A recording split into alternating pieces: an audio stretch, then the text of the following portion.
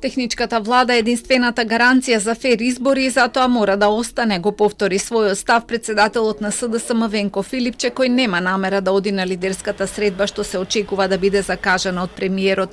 Тврди дека Мицкоски е во тесно, му се брза и бара алиби за распишување на избори. На тие што ќе одат на средбата им порача дека со присуството ќе дадат легитимитет на владата и незината погрешна политика.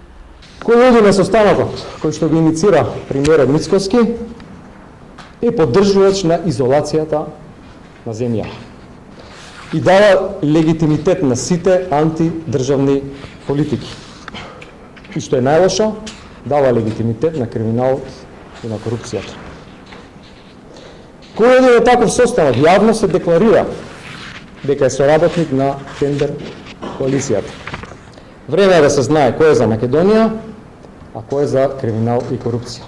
Да знаеме кој е за изолација, а кој е за прогрес и за интеграција. Како дополнителен аргумент зошто треба да остане техничката влада пред избори, Филипче ја наведе можноста опозицијски министри да влезат во институциите и да спречат злоупотреби. Ова според него добива и нова димензија во услови на масовен дигитален надзор преку Safe City, затоа што техничкиот министер ќе биде гаранција дека овој систем нема да се злоупотребува пред избори.